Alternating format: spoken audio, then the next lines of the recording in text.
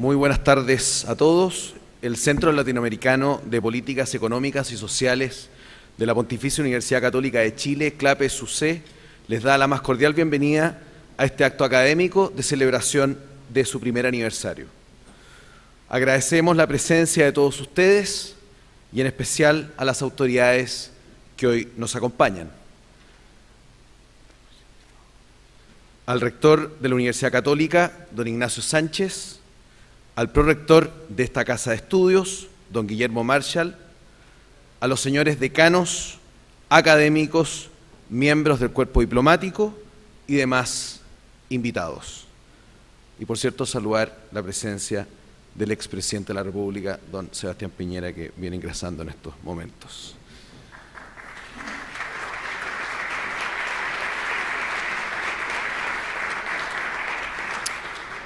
A continuación, los invitamos a ver un video que recoge la historia del primer año de Clase UC. Creado el 17 de marzo de 2014 e inaugurado formalmente el 4 de agosto del mismo año, el Centro Latinoamericano de Políticas Económicas y Sociales de la Pontificia Universidad Católica de Chile, Clase UC, investiga políticas públicas, desarrolla indicadores y fomenta el debate transversal sobre el crecimiento económico, el mejoramiento de la productividad, la creación de empleos y el aumento de la inversión. También analizamos temas como la pobreza, la desigualdad de ingresos y el desarrollo sustentable para alcanzar un país con más y mejores oportunidades para todos los chilenos. La educación, capacitación, el medio ambiente y las reformas laboral y constitucional también son parte de nuestra agenda actual.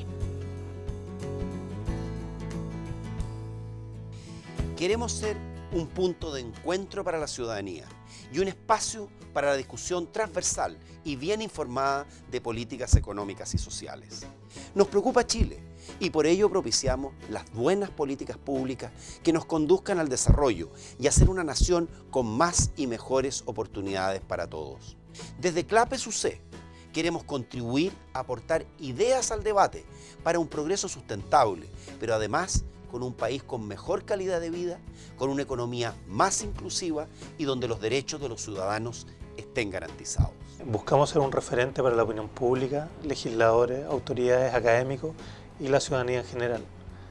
Por esto nuestros informes, documentos de trabajo y publicaciones están respaldados por muchas horas de investigación y de búsqueda permanente de la excelencia académica que compartimos ampliamente.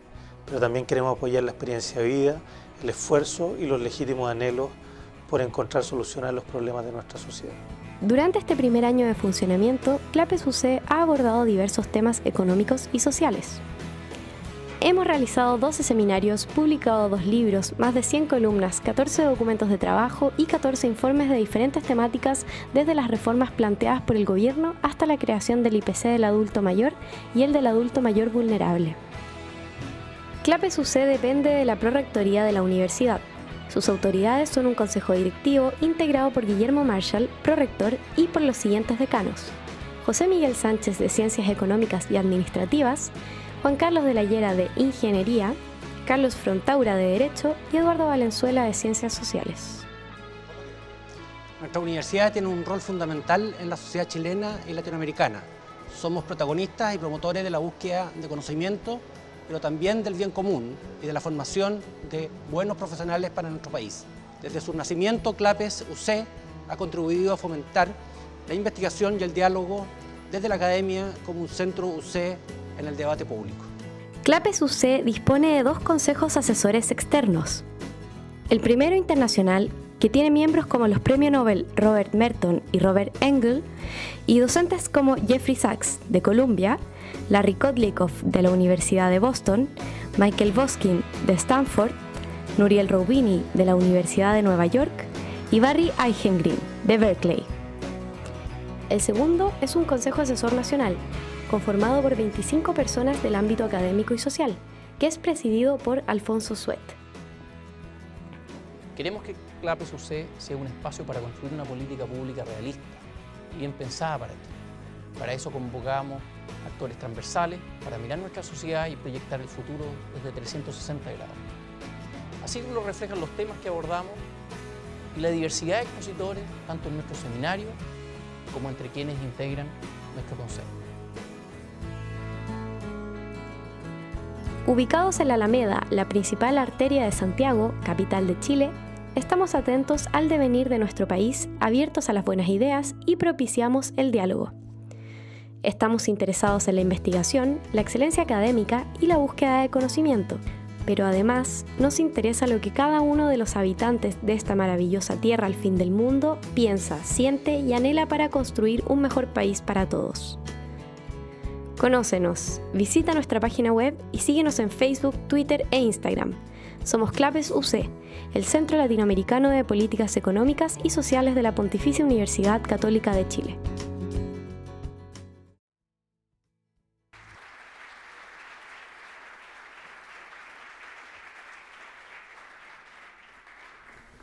A continuación, don Felipe Larraín, director de Clase UC, les dirigirá unas palabras.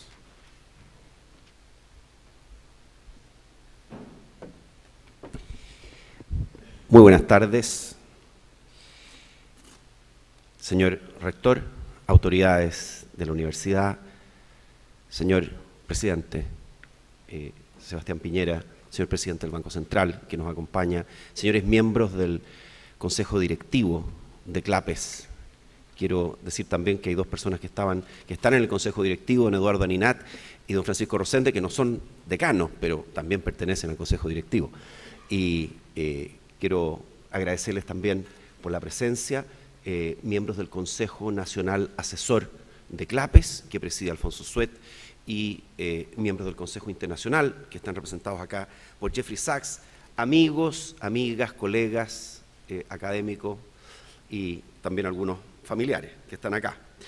Bueno, muy bienvenidos a todos. Quiero agradecerles a todos ustedes que están hoy en este querido Salón de Honor de la Universidad Católica y a quienes nos siguen también por streaming. Pero especialmente quiero agradecer la presencia de mi amigo, profesor y coautor Jeffrey Sachs y su señora Sonia, que nos visitan por menos de 24 horas en Chile para estar en este primer aniversario de Clapes. Con Jeff hemos logrado mantener una amistad y una colaboración profesional por más de 30 años, lo que no es poco. Buena parte de lo que sé de macroeconomía me lo enseñó Jeff y también me enseñó a trabajar duro, diría que me pegó lo trabajólico. Ahora Jeff es parte del Consejo Internacional de Clase UC y somos coautores de un libro y de al menos uno más que vendrá en el futuro. A través suyo agradezco la labor del Consejo Asesor Internacional. También quiero agradecer en forma muy especial al rector Ignacio Sánchez y al prorector Guillermo Marshall, así como a los decanos y a quienes forman parte del Consejo Directivo de Clapes, por su acogida y gran apoyo desde el día en que este proyecto partió al alero de esta mi alma mater.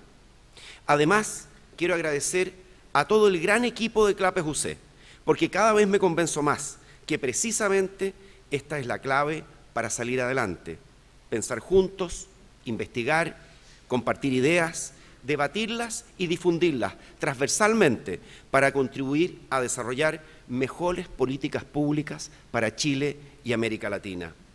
Es por ello que esta tarde quiero compartir con ustedes una breve reflexión sobre el momento que vivimos como país.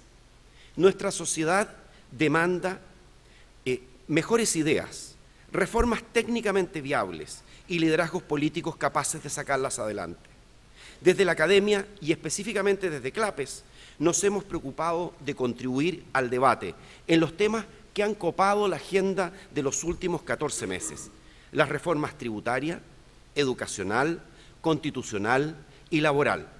Hemos manifestado nuestras críticas con franqueza, con respeto, pero también hemos propuesto soluciones y alternativas.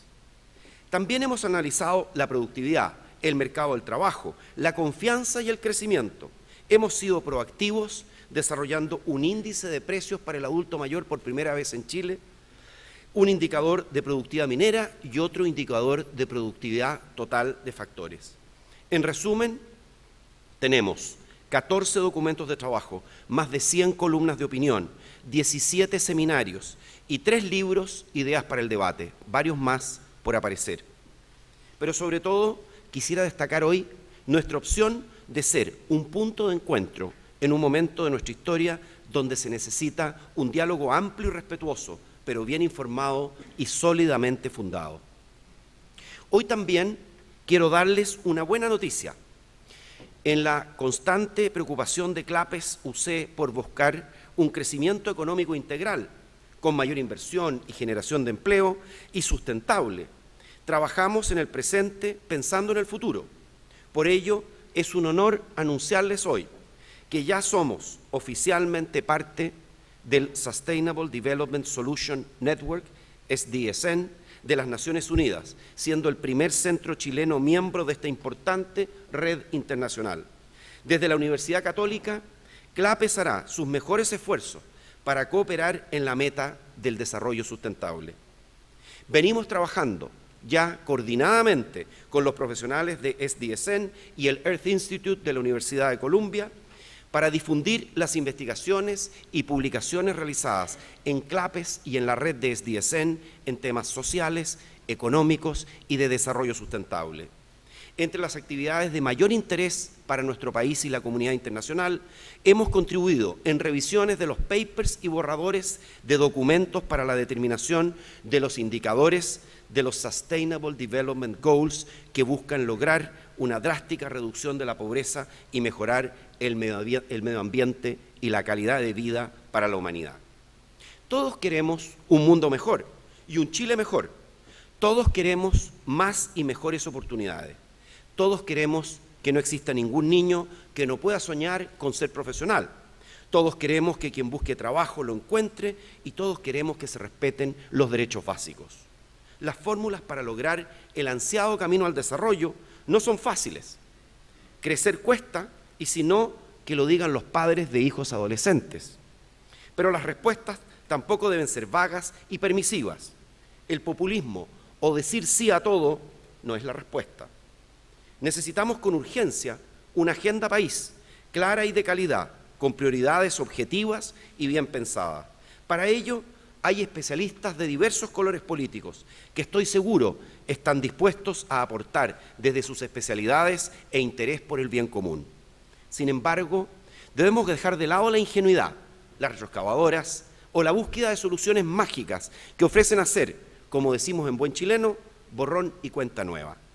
En las últimas 3 décadas hemos avanzado hacia el progreso, hemos logrado disminuir la pobreza y tener una clase media mucho más amplia y consolidada. Falta, por supuesto, falta mucho por hacer y por ello este es el momento de cuidar nuestras instituciones, de cambiar lo que se deba para que funcionen mejor. La judicialización de la política y de todos nuestros procesos no es la panacea ni la solución a nuestros problemas. Recuperar las confianzas requiere, antes que nada, de transparencia, claridad sobre los procesos y liderazgo. Insisto en dirigir este proceso. Si ya hay un diagnóstico socializado y de ello dan cuenta las encuestas públicas, debemos intervenir, enmendar el rumbo y volver a sembrar sobre tierra fértil. Solo así podremos cosechar lo mejor de nuestro país, recuperar ese espíritu y esas ganas de avanzar para salir adelante. Es por eso que hoy más que nunca debemos recordar que el minuto de actuar es ahora y compartiendo objetivos comunes con responsabilidades diferenciadas podemos avanzar y dejar un mundo mejor para nuestros hijos y las futuras generaciones. Muchas gracias.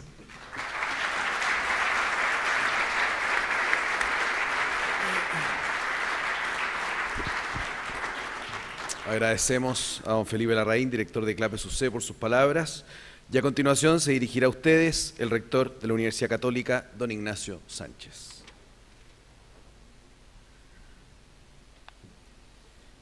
Muy buenas tardes, muy bienvenidos a la universidad.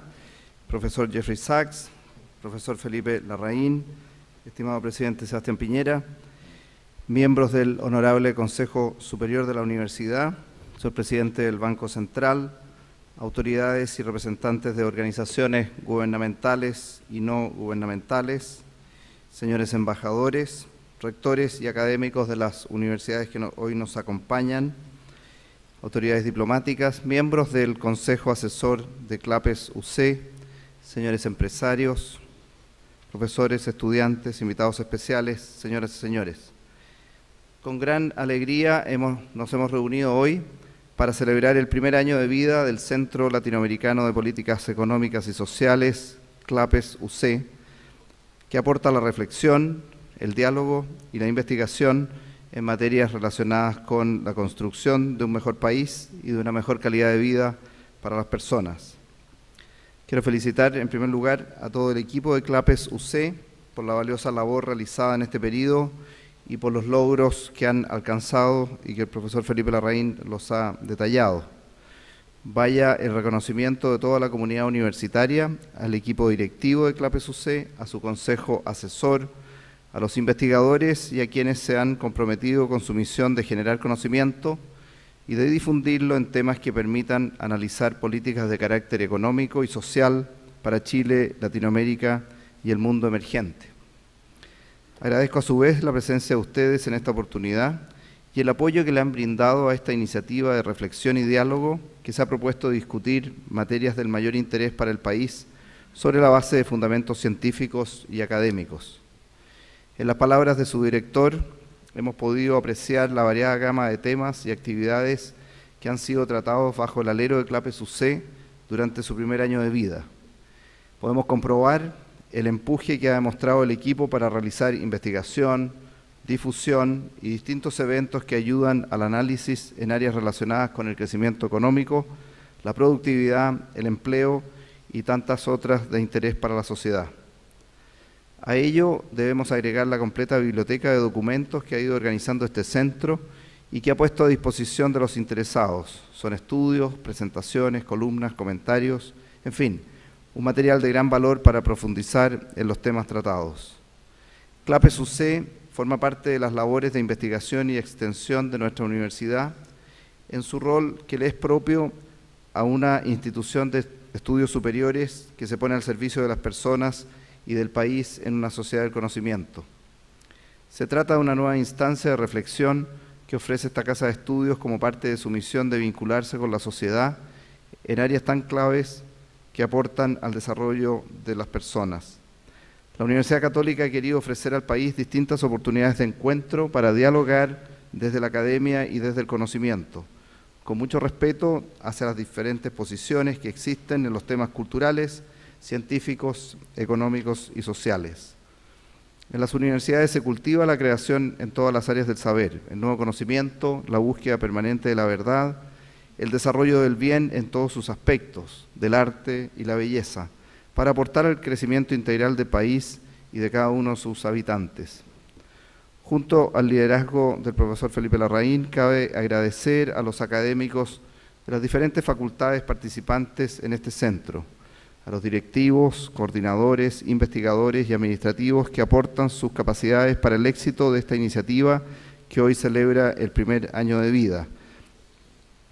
En este aniversario, la universidad ha querido contar con la presencia de un destacado profesor de economía reconocido mundialmente, líder en desarrollo sustentable, consejero senior de las Naciones Unidas, consejero asesor de Clase UC, escritor y columnista en prestigiosos medios de comunicación de más de 100 países. Me refiero al profesor Sachs, a quien agradezco su presencia entre nosotros esta tarde.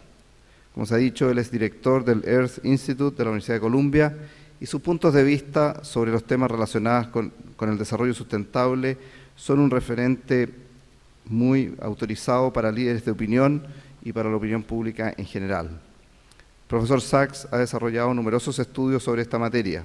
Incluso el director de Clase UC ha participado con él en muchos de ellos, los que se han convertido en textos obligados para los expertos en el tema y para los estudiantes que realizan investigación en ciencias económicas, sociales y políticas. Desde luego, tanto para la Universidad Católica como para Clase UC, es un honor contar con el profesor Sachs como miembro de su Consejo Asesor Internacional y poder acceder a sus planteamientos, ya sea en la academia o en instancias como las que nos convoca hoy. Su mirada en los temas prioritarios que enfrentan los países en vías de desarrollo, como el caso de Chile, cobra especial relevancia, especialmente en aquellos temas relacionados con la pobreza, la sustentabilidad en Latinoamérica y otros continentes. No nos cabe duda que su charla magistral de esta tarde nos viene a proporcionar un aporte excepcional en las celebraciones de Clase UC y le agradecemos su generosidad para compartir con nosotros su conocimiento en las materias centrales de los estudios que desarrolla este centro, junto con motivar nuestra reflexión y diálogo al cual todos ustedes han sido invitados. Muchas gracias, profesor Sachs, por su presencia. Felicitaciones, Felipe, por este aniversario. Muchas gracias a ustedes por el apoyo que han demostrado a Clase UC. Gracias.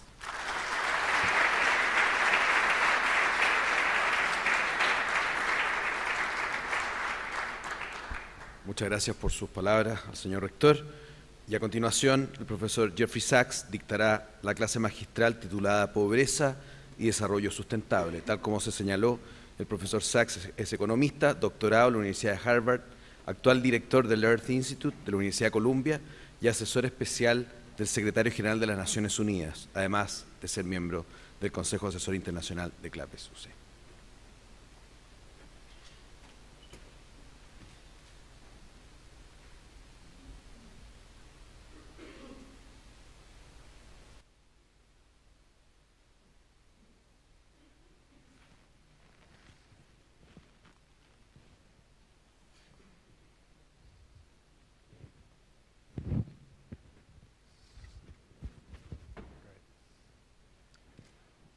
Mr. Rector, Felipe, Mr. President, ladies and gentlemen, let me say what a great honor it is to be here and what a pleasure it is to be able to say happy birthday to Clase. It's a great honor to be a member of the International Advisory Board, and as Felipe explained to you a moment ago, we have lots of exciting work ahead. I couldn't be more thrilled to be here in this beautiful hall in this great university and to see so many friends, many students, many great economists and political economists. I only have one complaint when I come to Chile, and it is represented by this hall. Occasionally, including during the presidency of Mr. President, I'd be asked to come to maybe give a little advice or share some ideas. And then you'd come into a room of the cabinet ministers. They'd all be PhDs, first of all, like your president. They all know 10 times more than you do about whatever subject you're supposed to discuss. So it's a little humiliating to try to find something to add, but it's always a pleasure because you get to see colleagues, fellow students together from Harvard and elsewhere, and your own students pursuing such excellence. And that is the proudest moment you can imagine for a professor, is for me to watch someone like Felipe Larraín with such excellence carry out the mandate of finance minister, defining how that should be carried out, or to watch someone who I watched as an undergraduate, who was a graduate student at the time in the Harvard Economics Department, pursue the presidency with such excellence. So that's an unbelievable honor and pleasure and great thrill. Now, we have a lot of work to do this evening also, because I want to talk to you about some serious issues. I'd like to say that all is good and that the world looks fine. And in some ways, I am going to talk about some very positive developments, because we have made remarkable progress in many ways in the world in the past generation, and we have the prospect of a lot more positive development for a lot more people in the world in the coming generation if we do things right. But we also face some very, very serious challenges that we have not accurately and adequately confronted. And those problems are getting worse. And in many ways, they're very dangerous. And we haven't come to grips with them. And if you don't believe me, Listen to Papa Francesco in 2 days. He will be issuing an encyclical that will say better than I do what our challenges are, because he will be talking about the challenge of sustainable development and climate change and a more integral vision of society and economy. And that is really my theme tonight. I want to talk about poverty and sustainable development. They're intertwined themes. Ending poverty is one of the great goals of sustainable development. Ending poverty in a manner that respects the physical limits of the earth is one of the great unmet challenges that we face. And I want to share some thoughts with you about where we stand and to explain why the next half year is uniquely important for the coming generation. Very odd to say it, and it sounds like a crazy exaggeration, but we have 6 months at the diplomatic level to get a lot done. The course is set, but the achievements remain uncertain. Now, I'm supposed to point this someplace.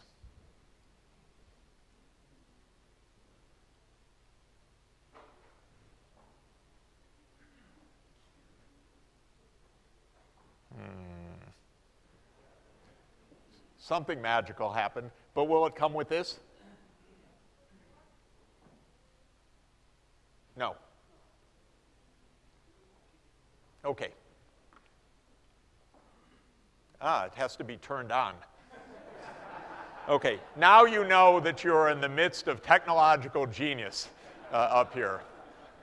One slight detail, it needs electricity. This is one of my themes that I'm going to emphasize.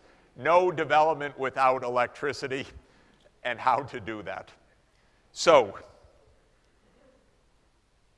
sustainable development. That's really my topic. What is it, and why is it so important? And I want to explain sustainable development this evening briefly in its two contexts, because sustainable development is both a set of ethical precepts that can help guide us to the kind of world that we want. Indeed, as the UN document around sustainable development called it, the future we want. And sustainable development is an analytical approach to get there. So I believe sustainable development is a new academic field as well as a framework for action. And I've defined it here as a holistic integration of economic, social, and environmental objectives. And you'll see many times in the coming months and years the idea of this triple bottom line of economic objectives, social objectives, and environmental objectives, or economic development, social inclusion, and environmental sustainability. As a normative or ethical proposition, it says that society should take an integral or holistic vision of these three grand objectives. As an analytical means of study or understanding, it says that we need to understand the interaction of several complex, nonlinear, dynamical systems. The economy, the political system nationally and geopolitically, social dynamics, technological systems, and natural or physical systems. That's a heavy burden. That's a lot of knowledge.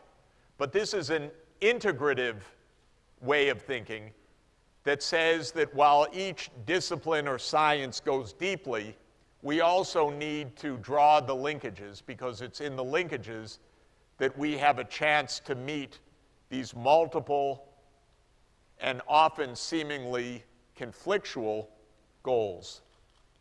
Now, The next 6 months are 3 big negotiations to try to put sustainable development center stage of global cooperation.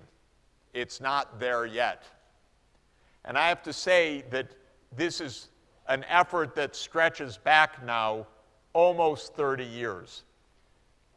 28 years ago, a commission led by a wonderful statesman of our time, Dr. Gru Harlem Brundtland, issued a report saying sustainable development is important. We need to take it seriously. It defined it differently then. It said that sustainable development means that the present generation meets its needs in a way that future generations will also be able to meet future needs. In other words, it was a message to the current generation, don't wreck Earth because the future is going to live on it. In 1992, there was the grand environmental summit of recent history called the Earth Summit in Rio. And there were 3 great treaties that were set at the time. The UN Convention on Climate Change, called the UN Framework Convention on Climate Change, the UNFCCC, the Convention on Biological Diversity to stop the destruction of other species, and the Convention to combat desertification, the spread of deserts. Quite remarkably, world leaders assembled. These treaties were adopted. They went into force, by and large, around 1994. And it's not quite to say that's the last we ever heard of them, but it is true to say that 23 years later, we have failed to implement these treaties.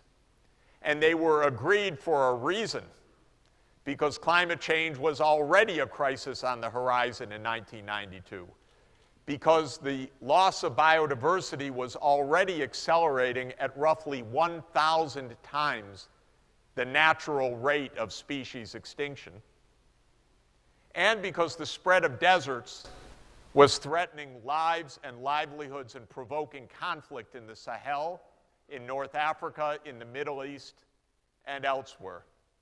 But we didn't implement any of these treaties.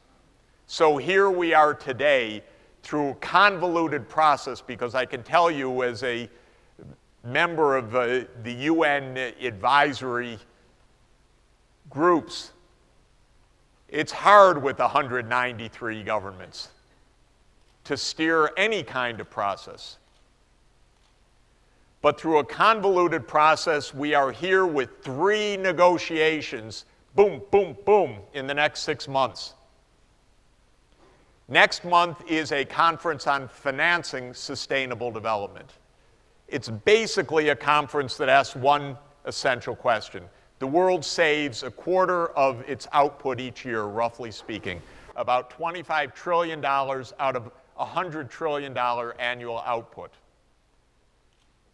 How should that be channeled in investments for the future in a way that will raise well-being, not wreck the planet? For example, if we invest in drilling for more hydrocarbons in the Arctic, or in the ultra-deep sea, or developing more coal deposits, we will wreck the planet. So how is it that that investment's going to be steered towards renewable energy, not towards the dangerous kind of energy that may make a profit right now because the market signals are wrong, but could lead to awful results down the road? Then, on September 25th, the world's governments will adopt Sustainable Development Goals, which Felipe mentioned a few minutes ago. I hope you hear a lot about them for the next 15 years, because they are meant to be universal objectives for all countries, not for poor countries versus rich countries, for all countries, as guideposts for how we can move forward in a manner consistent with sustainable development. It will be most likely the largest gathering of world leaders in history that day. It will be perhaps the world's largest traffic jam on the east side of Manhattan. Because I would expect about 180 heads of state and government to come. And what I find most exciting about that day is that the first speech will be given by Pope Francis, who will be talking to the world leaders to say this is fundamentally a moral challenge. And by the end of the day, the world leaders are supposed to adopt sustainable development goals. Then just 6 weeks, is it 6 weeks? 10 weeks after that, at the end of November and early December will be the 21st rendezvous of the signatories of the Climate Change Convention. 21, started in Berlin. COP1 it's called, Conference of the Parties, first meeting, Berlin, 1995. COP3 in Kyoto, when the Kyoto Protocol was announced, which George W. Bush put in the wastebasket because he said the United States doesn't want to have anything to do with this. COP15 in Copenhagen. President Obama had been elected. All was going to be solved. And the conference really fell apart, though it was dressed up with various declarations. It fell apart because there was no agreement, and most importantly, no agreement between China and the United States. And because the world system is a cumbersome system, it took 6 years to regroup for Paris. So Paris is not just the 21st meeting, it's been 6 years in the making that really, truly, now we have to reach an agreement. And it's no joke because unlike many other issues, the problem isn't just that you lose time. The problem is that the atmosphere is filling with carbon dioxide. That carbon dioxide stays for hundreds or thousands of years in the atmosphere, the so-called residence time. It's like you check into the hotel and they say, will you be here for 3 days? No, I'll be here for 1,000 years, thank you. And the hotel is filled with carbon dioxide. We've reached a level of CO2 that we haven't seen on Earth for 3 million years. It's going to create climate conditions, unless we're lucky and active and proactive, that we will never have seen in our 200,000-year species as Homo sapiens. And we are going to enter a danger zone that we do not want to go to. And if we lose this chance, we won't have another chance to regroup in time to avoid some very dangerous conditions in the future.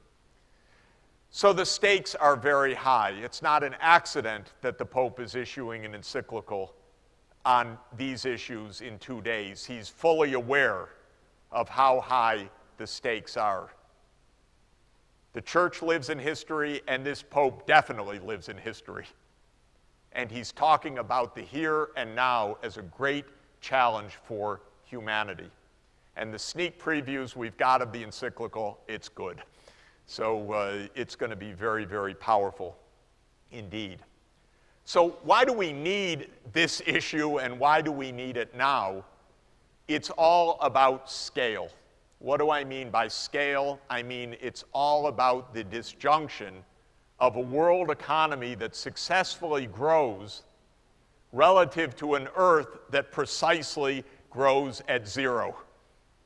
The Earth has a finitude. The world population and the world economy grows, and indeed, in many ways, around the world, countries have unlocked the magic of economic growth. For the first 100 years or so of economic growth in the 19th century, only a few countries had the key. But by now, almost everyone has the key. And the biggest economies are growing very fast, thank you. But the Earth is not growing. And we're growing in a manner not consistent with the finite Earth and the ecosystems on which we fundamentally depend. So it all starts with this. This machine is certainly the most consequential machine of modern history, by far. It's James Watt's steam engine from 1776. 1776 was a magical year. You probably know the date 1776 because 4 things happened. In order of importance, number 1, the steam engine. Number 2, Gibbon published The Rise and Decline of the Roman Empire. Number 3, Adam Smith published The Wealth of Nations. Number 4, Thomas Jefferson published the Declaration of Independence. Yeah, pretty interesting year. But of all the consequences, this one was the biggest, because this one led to a decisive phase change in world economics, because for the first time in history, you could have growth at consistent geometric rates because we could tap into energy like never before. Up until this machine, all motive force came from your animals or from your brawn or from a little bit of wind power in windmills or sail or from a little bit of water along rivers in water mills. That was it. But now you could have factories producing to the thousands or millions of powers of horses, which was the unit of account of horsepower, of course, made possible by tapping coal. And this is what happened to world output. And this is really important to understand. Everything changed 200 years ago. After thousands of years of relative lack of change, suddenly we had exponential growth that led to world output shooting up. And the whole modern world was created. And lots of fabulous things happened because in 1800, everybody was poor, even kings. Today, most of the world is far out of poverty. In 1800, life expectancy was 35. Today, it's 70. And in the high-income countries, 80. And in the top countries, 83, 84, 85. And that technological invention of the steam engine was followed by great waves of technology, of course. That's been the genius of the modern era. These are sometimes called the Kondratiev or long waves. The steam engine, rail, the internal combustion engine, electrification, modern chemistry. And in our age, which started around 1930, computation and the digital revolution. And we're living in an age of technological change as miraculous as any of the earlier ones. Because almost everything that we know turns out can be put in zeros and ones somehow, in bits. And now, because of the technological revolution of semiconductors and integrated circuitry, the capacity to process, store, and transmit information has gone up at least 1 billion times. Indeed, this is a similar map to that world output map. This is Moore's law. How many transistors can be stuck on your integrated circuit? When Robert Noyce and Jack Kilby in 1959 to 1961 etched a transistor in a silicon crystal, they got 1, then they got 5. Last year, Intel got 5 billion on the same chip. And that is what's powering economic development today. And it's led to another one of these curves. This is the number of mobile phone subscribers. It's gone from a few tens of thousands in 1980 to 7 billion last year. And the result is that economic development can be faster than ever. Some of you may have visited Shenzhen, China. Shenzhen, a bucolic, rural community just north of Hong Kong on the mainland, looked like this in 1980. Same view today, that. Shenzhen went from 1980 to now to a metropolitan area of 25 million people since 1980. An absolute world powerhouse of manufacturing and economic development. That's what's possible, in fact. That's why poverty is stupid in the 21st century. I don't know of a better word for it. How can we have people at the edge of survival in a world that can do this? That's crazy. Because we have every technological means to ensure that people can be safely away from the edge of death from poverty. And yet, 6 million kids die every year of poverty from diseases that are unattended to. It's unbelievable. The good news is it's down from almost 13 million in 1990, so there's a lot of progress. But it's still stupid, because it's the only word I can use, that millions are dying of poverty today. There's no reason for it, and it is our job to end it. Now, of course, all of this has given rise to major geopolitical tectonics. The plates are shifting. You know it very well in Chile. Your major trading partner is now East Asia. Unbelievable. First it was Europe in the 19th century, mainly England. Then it was the United States. All of America's looking north. Now everybody looks to Asia. It's the Pacific. And this is a dramatic change. Japan, China, and Korea are larger now than the European Union and larger than the United States in purchasing power adjusted prices. On the whole, I think this is good news, because why should populous East Asia be poor? So this is a very positive development. China's poverty rate, by the way, declined from around 60% to probably around 6% from 1990 till today. That's unbelievable. But that's the kind of world that we're in and what's possible. As a whole, global poverty has come down sharply. That's economic progress. In 1990, the World Bank estimates that within the developing countries, the poverty rate was about 43%. By 2010, it had declined to around 21%, less than half.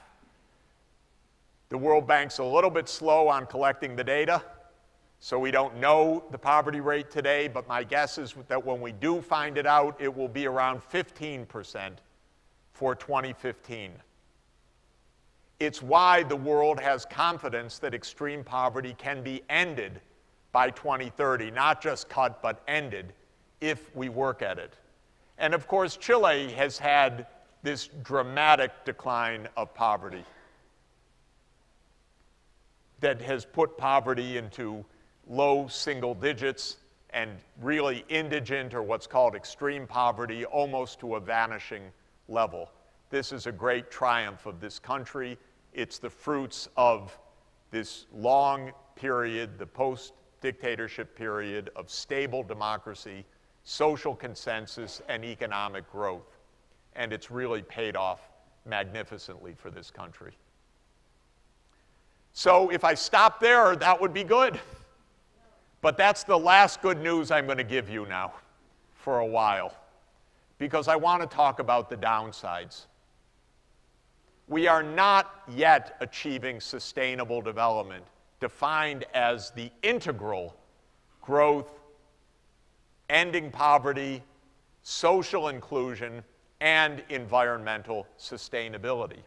There are three big problems that I would underscore. First, in many countries, there is growing inequality, starting with my own country, by the way. And there's tremendous social exclusion. Second, there are still parts of the world where populations are trapped in extreme poverty. Sonia and I, 3 days ago, were in northern Ghana, in a place of extreme poverty. We're there because we've been requested by the government to help build clinics, schools, and help jumpstart economic development. But when we got there a couple of years ago, somebody showed up to a clinic with a mangled hand, but there were no medicines, there was no running water, there was no electricity, there was no doctor, there was no nothing. That's the reality for hundreds of millions of people. We just happened to be there watching this example of extreme poverty in front of our eyes. And third, and without question, the most novel challenge of our age, the one we least understand intuitively, is the growing environmental crisis that we have built through a world economy that now knows how to grow, but doesn't know how to obey the environmental guardrails. We're speeding on a mountain road, and we could go right off the cliff in our very fancy car that we have, unless we get this right, unless we respect the planetary boundaries. In essence, inequality is rising pretty sharply in a lot of places, not in Chile. In Chile, the inequality is high but declining. In the United States, the inequality is moderate and rising sharply. And it's leading to a lot of social unrest. It's seething. It's not quite evident yet. But don't believe what you see with your eyes, because underneath what looks like calm sometimes, every month some white police officer shoots some black kid, and we have tremendous unrest, there's tremendous unhappiness, there's tremendous youth unemployment, there's tremendous poverty, and we're not attending to it. In fact, if anything, our political system is winding backwards, becoming systemically more selfish. I don't believe the American people are becoming more selfish.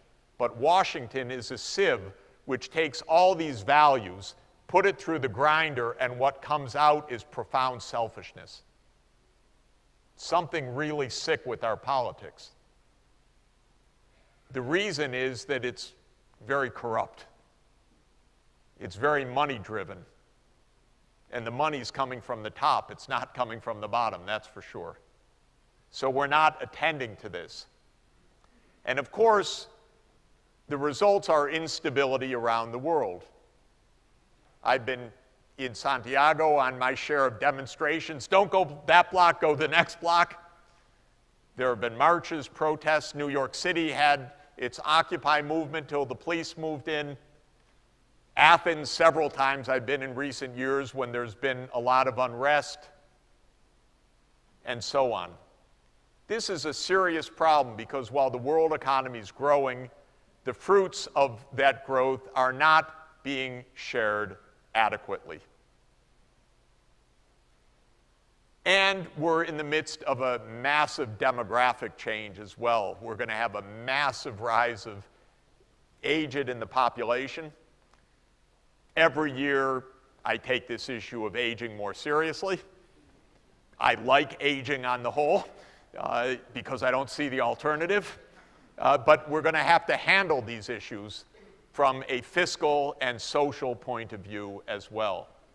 Now, all of this is in a context where we are not understanding what's happened to the natural environment as all of this growth has continued. And in truth, since we live in cities, since we don't observe it, since if we didn't know better, we'd think food comes out of supermarkets, not out of farmland, we're not internalizing this very effectively. And it's hard. And the truth is that we are the generation, the first time in human history, that faces a truly global environmental crisis.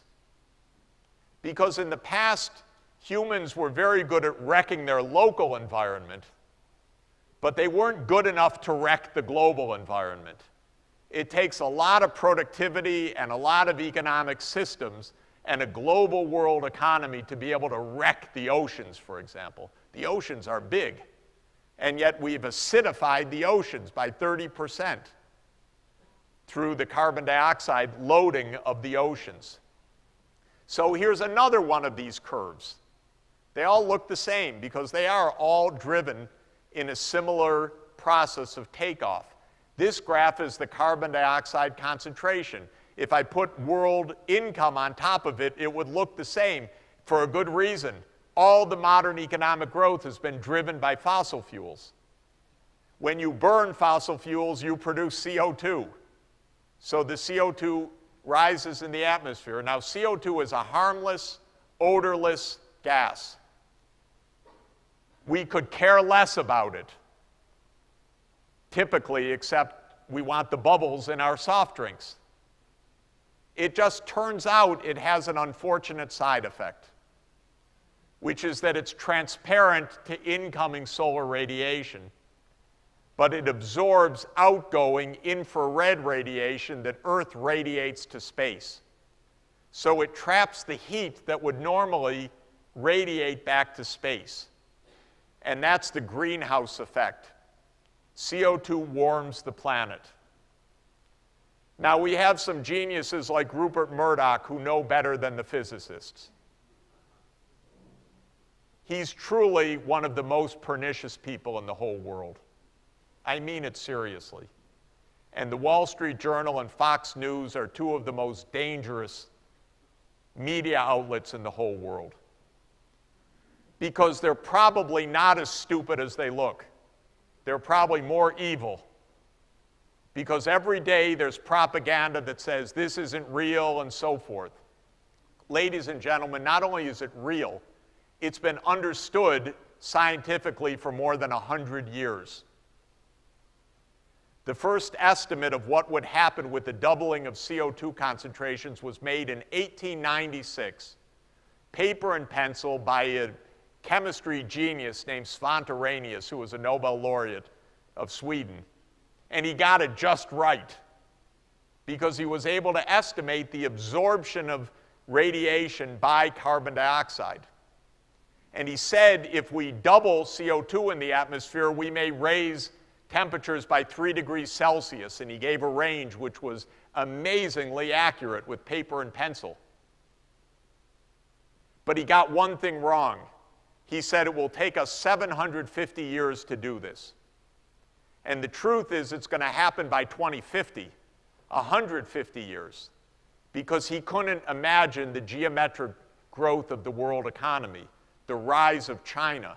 Mind you, China doubled every 7 years for 35 years in size. That's 5 doublings. That's a 32-fold increase in basically 35 years from the time Deng Xiaoping came to power. That changed all the calculations. That's why we're up against the limits. So the scientists have conceptualized what they call planetary boundaries, saying here are the danger zones. And they've identified 10 major danger zones. At due north of this chart is climate change. It's the big one. We're changing the climate, the hydrological cycle, all of the storm cycles, the heat transfer cycles, the ocean circulation. We don't quite know what we're doing, but the scientists are piecing together this complex puzzle. At 1 o'clock on this graph is ocean acidification. The CO2 in the atmosphere dissolves in the ocean. H2O plus CO2, you'll remember from chemistry class, is H2CO3, carbonic acid. That dissociates to H plus, a proton, and HCO3, a carbonate ion. And that proton is acidification. There's now 30% increase of the hydrogen proton concentrations in the ocean. That eats away the coral reefs. It eats away the shellfish. It eats away the calcareous shells of the phytoplankton. And that is deranging the whole marine environment. And that's for the whole ocean basin.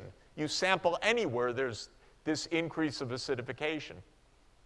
If you go around the circle, it's one problem after the next. To grow food for 7.3 billion people, we now put on about 100 million metric tons of nitrogen per year. You have to. You have to replenish the nitrogen. A lot of that runs off in the groundwater, in the rivers, to the estuaries. We're poisoning all the estuaries around the world with so-called eutrophication and toxic zones, dead zones. We have a 200-mile dead zone at the mouth of the Mississippi River, just south of New Orleans, because the runoff from all the 31 states of the Ohio River, the Missouri River, and the Mississippi River bring all that nitrogen down. That creates algal blooms. They get dissolved. The oxygen is used up, and you get a dead zone. Well, it's a litany of problems. Each one by itself would be enormous, but we've got them all together. Loss of biodiversity, massive chemical imbalances. And we haven't grappled with these problems, and they're complex, and they're at global scale.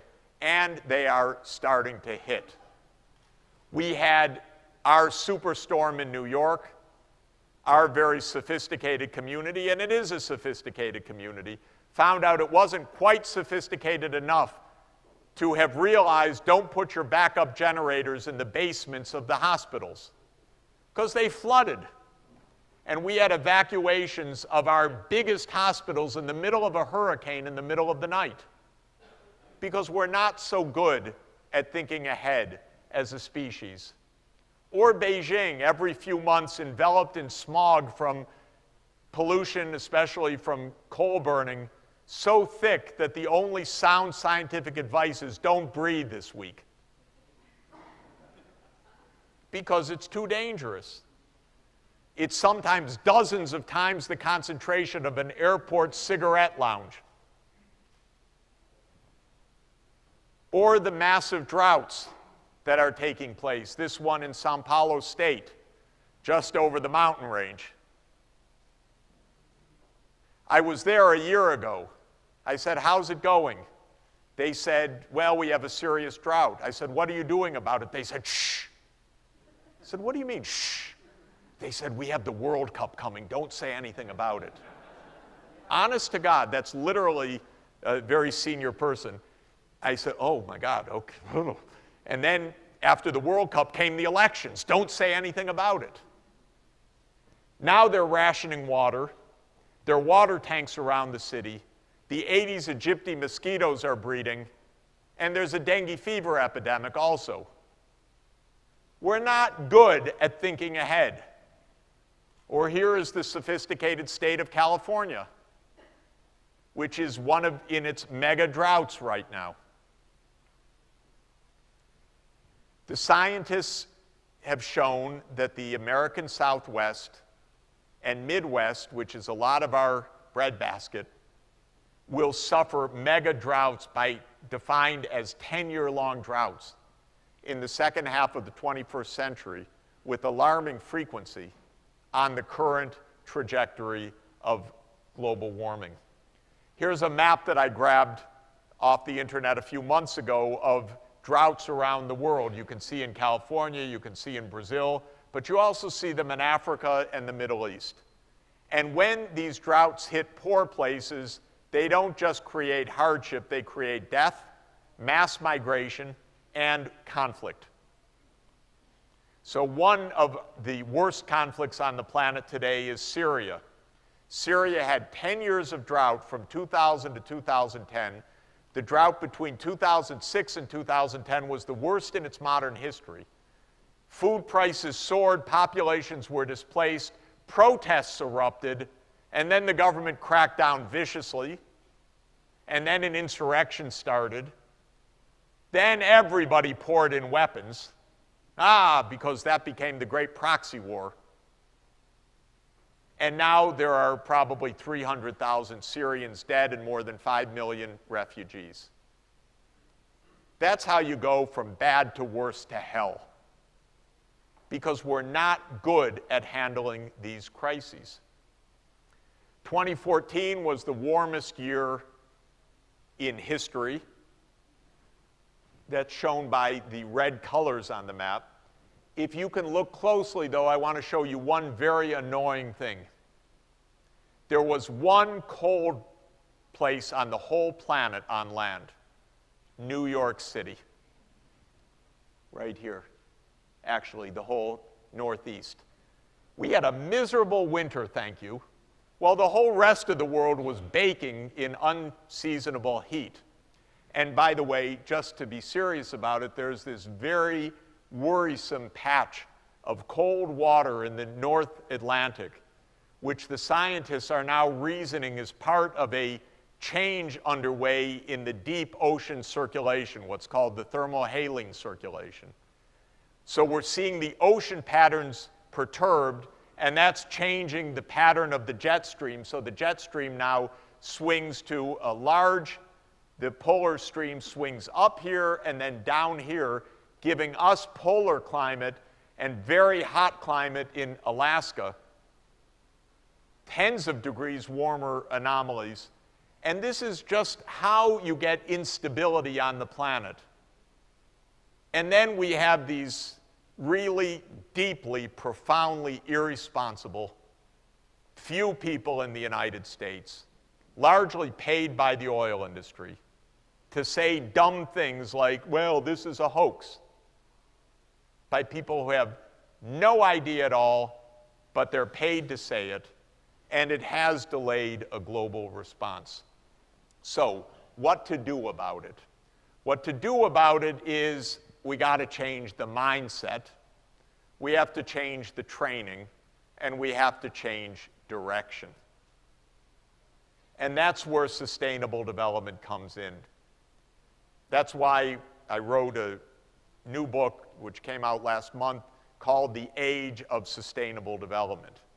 Are we in the age of sustainable development? I say we have to be. So you might as well say we are.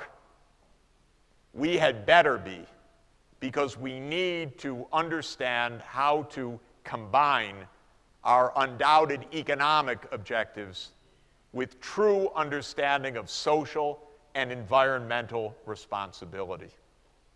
It's hard work, it's technical work, it's economic policy work, it's political work, it's social work, it's religious leadership work. But we have run out of time to ignore these issues. So the world is going to agree on some guideposts. Now, they're going to look frighteningly complicated because this is the list. It's 17 goals that will be adopted on September 25th. I'm one of the few people in the world that probably can name them by heart. But that's because I've worked at it, and if you ask me, I'd probably forget somewhere around SDG 9. I argued vociferously, but I failed, to the governments, let's just have 10 of these goals.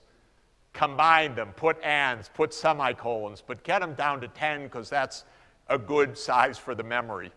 But 193 governments have put them at 17. But they're important and they're good. And they're plausible and they're achievable, but they're a challenge. It's like the hardest homework assignment you've ever had. But like I tell my students, you have 15 years to complete it. It's a take-home exam, and you can work in groups. And you better work in groups. So SDG number 1 is end extreme poverty by 2030. SDG 2 is create sustainable agriculture that provides nutritious diets and ends hunger on the planet by 2030. SDG 3 is universal health coverage. SDG 4 is universal access to education, at least through the secondary level. Universal access to quality education, at least through the secondary level. SDG 5 is gender equality, and so on. They're important. SDG 11 is that cities should take on this agenda. So Santiago should have its sustainable development plan. New York City made its sustainable development plan public last month. Every city should have a sustainable development plan. SDG 13 is we must end human-induced climate change. SDGs 14 and 15 are to protect the marine environment and the terrestrial environment. So the list is fine, it's just very hard. and it requires a tremendous refocus and a tremendous effort and a tremendous organization of that $25 trillion per year towards these objectives. But you know, if you look at it closely, this is not only so affordable, but it would take a small percentage of our income to bring this about in the incremental redirection of resources needed. Maybe 3 percentage points per year of world output. That's not small, that's $3 trillion a year redirected. But we're rich, that's the point to understand, we're rich.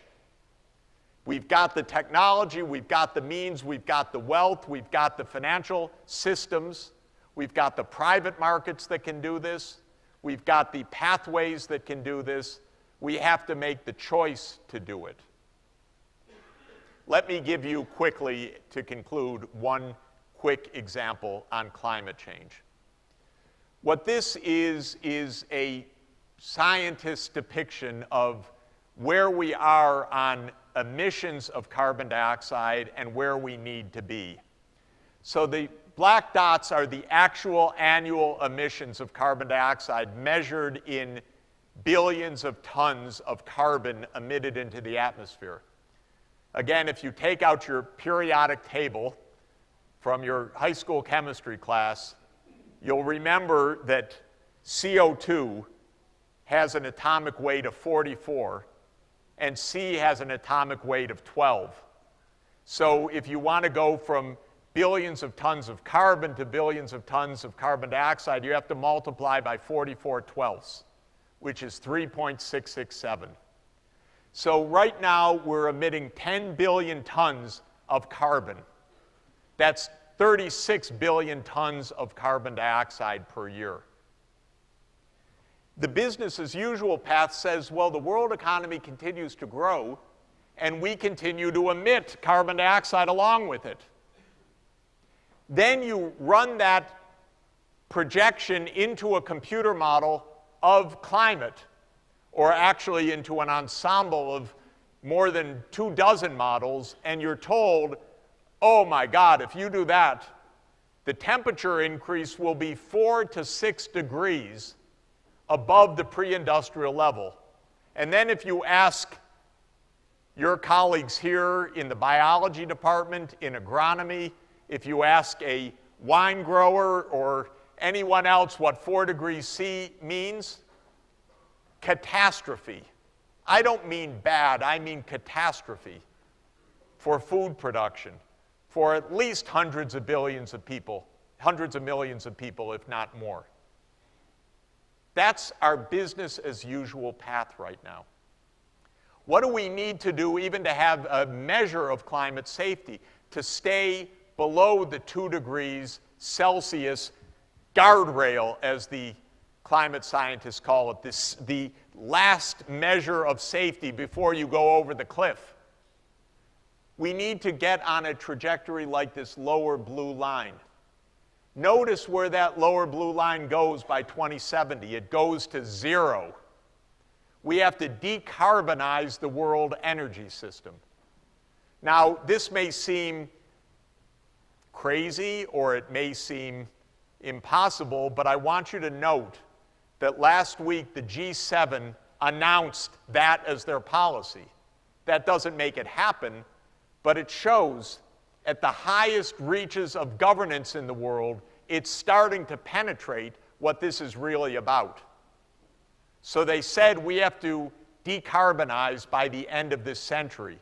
What they might have said is by 2070, if we're going to stay with at least a 2/3 probability of remaining below 2 degrees Celsius. What does decarbonization mean? Well, it means changing the kind of energy mix that Chile has. Chile has right now, in its primary energy supply, unfortunately I'm a little bit out of date, but I don't think it's changed very much in proportions.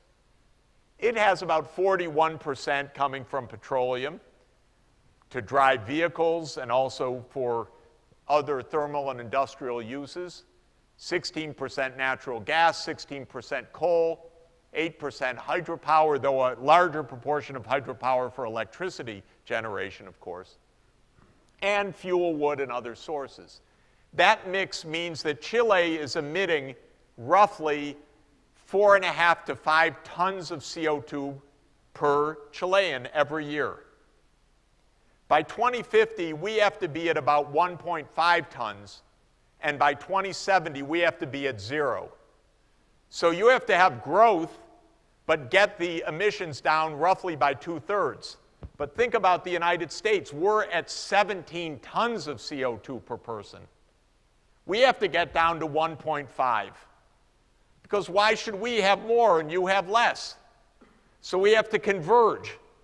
And that is a huge, huge challenge. But it's technologically feasible. It's technologically feasible by moving to low carbon energy, much more efficient energy, and transformation of technologies for transport, for example. We need to be driving electric vehicles in the future, period. The internal combustion engine does not have a place on a safe planet in the future. I think by the 2030s, all new cars will be electric vehicles or fuel cell vehicles, or perhaps running on advanced biofuels, but probably electric vehicles. And if any of you have been in a Tesla, it's cool. So I'm actually looking forward to this. It's a lot more fun than an internal combustion engine. Of course, the batteries have to be improved. That's what we're waiting for.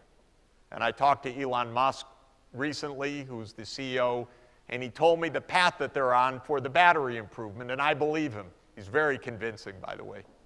He says we're going to make it. He said we're even going to get the batteries so good, which is measured as the number of kilowatt hours per kilogram, that we can have electric aviation as well. He believes that that's within technological reach. So this is the kind of change that we're going to need. Now,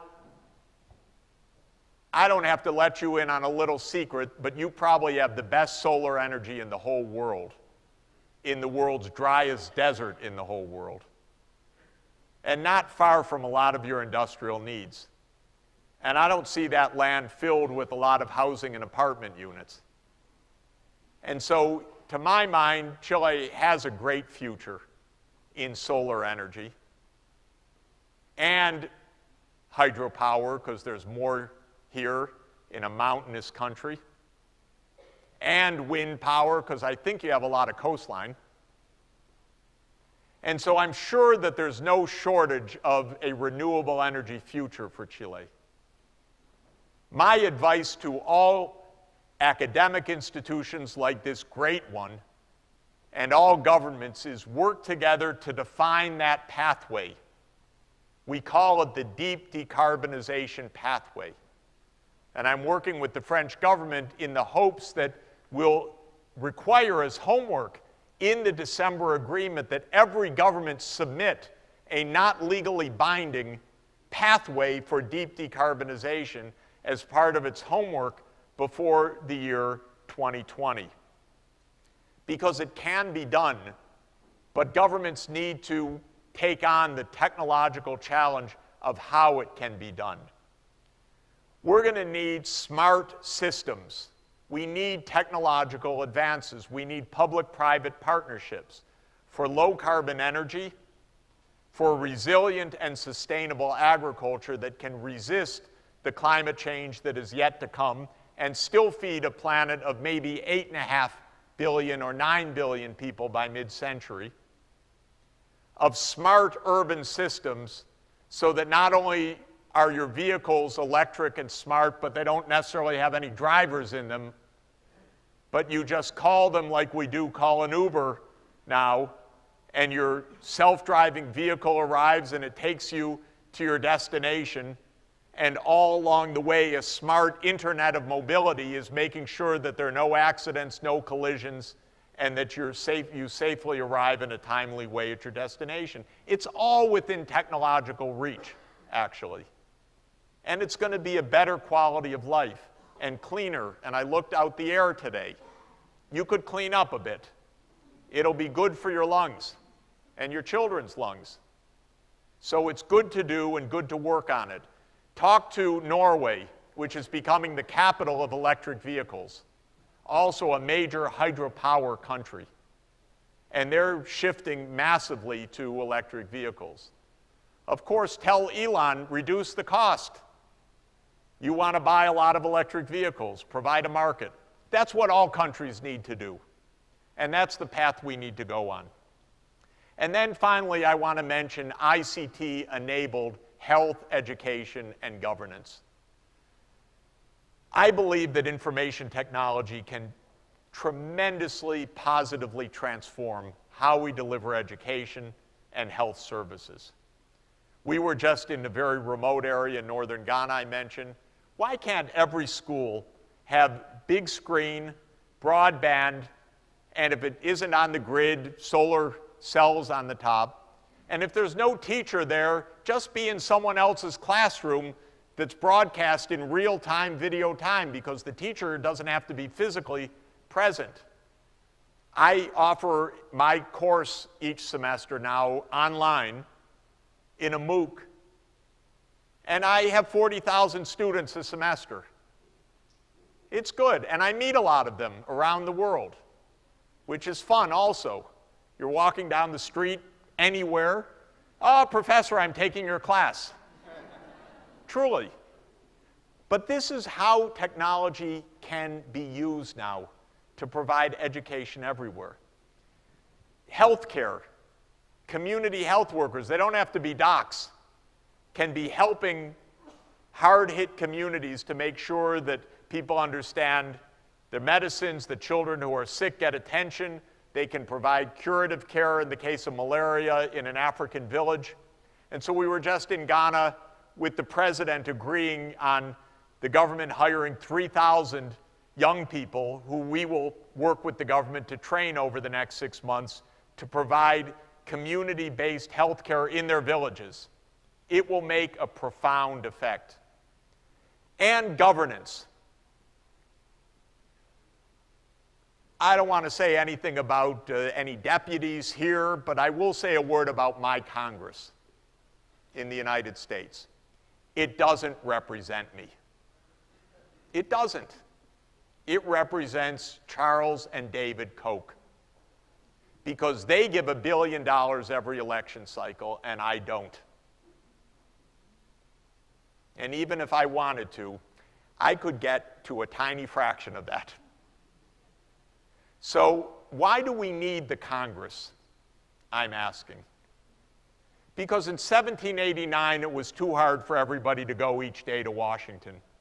It was a 2-week trip by carriage or horseback, so we needed representatives.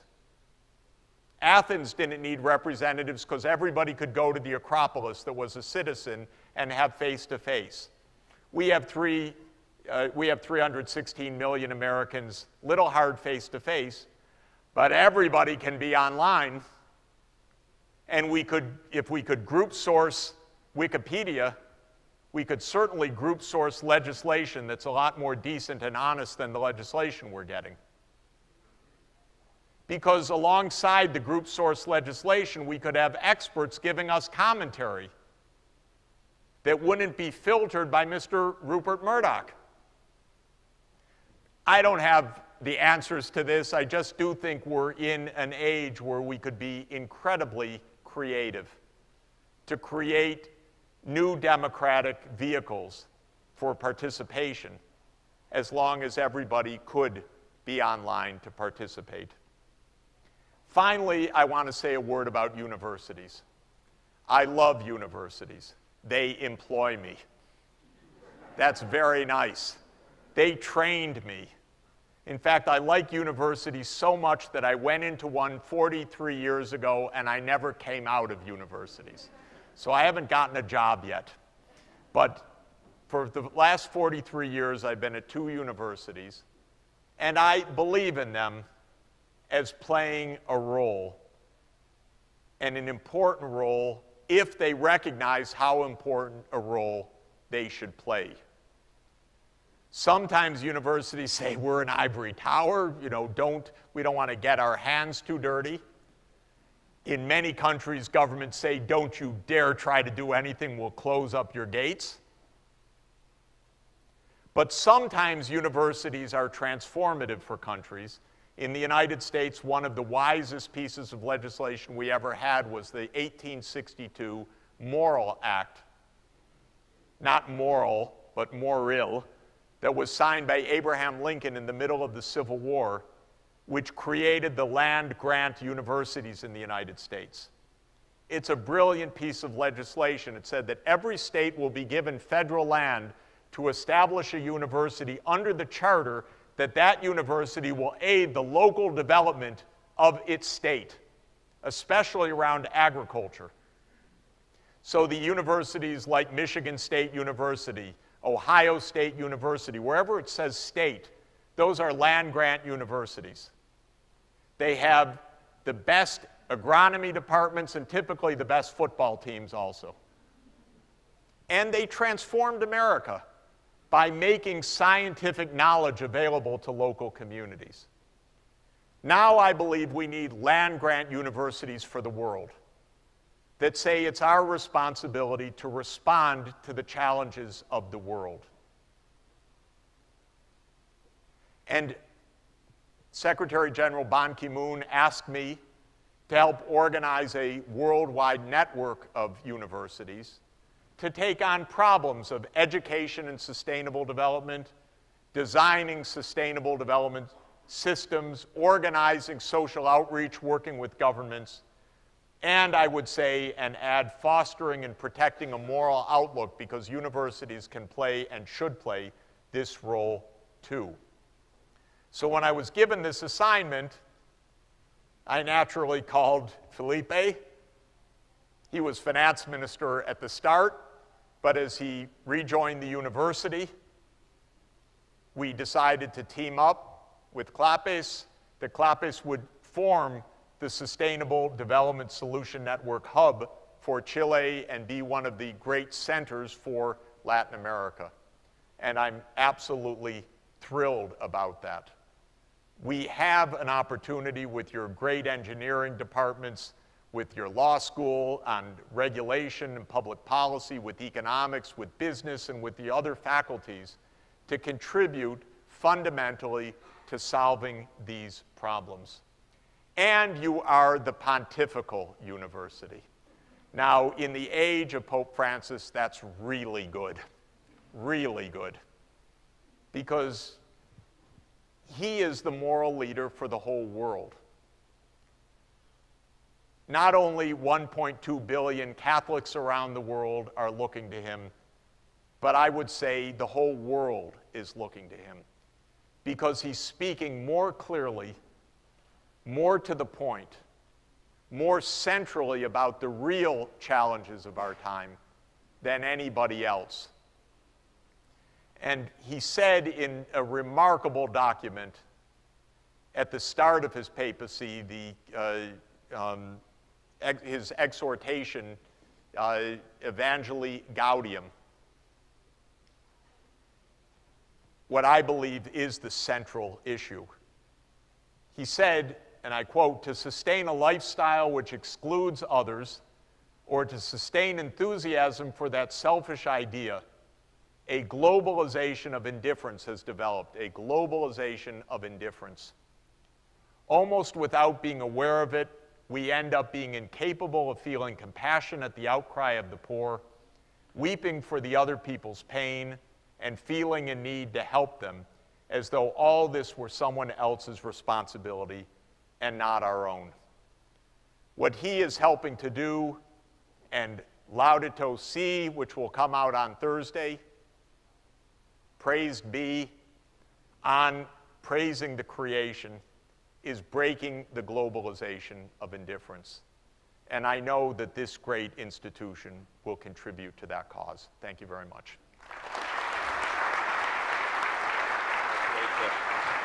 Oh, sorry. Thanks. Thank you.